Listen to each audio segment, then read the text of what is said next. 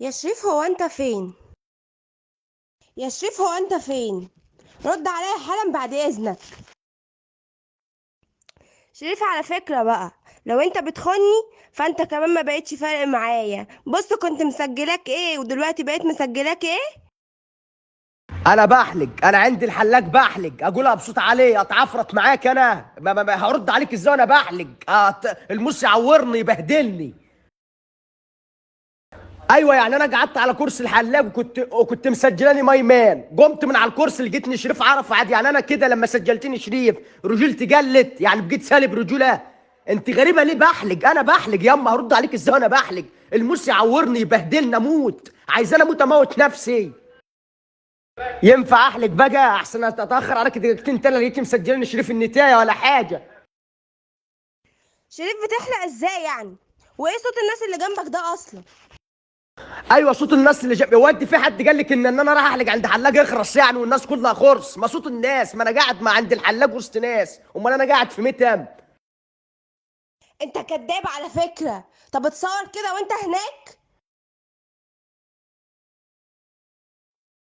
انت كداب، والصورة دي مش النهاردة اصلا. ايوه يعني ازاي الصوره دي مش النهار؟ وبعدين انا ايه اللي يخليني اتصور مع الحلاق وهو زنقني كي من ورا غير لما انت قلتي لي؟ يعني هو جوزي اتصور معاه وهو زنقني كي من ورا؟ ولا انا عاشق الزنج يعني؟ ما هو بتنيل متصوره على الواقع. شريف انا حقيقي متضايقة قوي بجد. طب متضايقه من ايه طيب؟ مش عارفة ومش هحكي، المفروض تكون عارف لوحدك اصلا.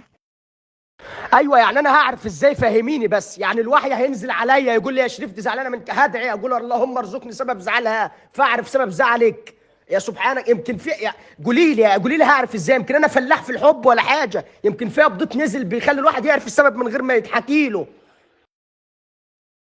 يا شريف انا متضايقة عشان في واحد متقدم لي ابوه ظابط، شوف حل لان هو كده احسن منك. طب انت متقدم لك واحد ابوه ظابط، انا اعمل ايه يعني؟ ادخل ابويا حربيه؟ انا هروح اقدم له في ضباط متخصصين ولا في شرطه؟ وبعدين هو كل اللي بيتقدموا لك ضباط، يعني كل اللي بيتقدموا لك نجوم ونسور، مفيش بني ادم عادي بيتقدم لك، لازم يبقى رتبه عسكريه. ايه ده؟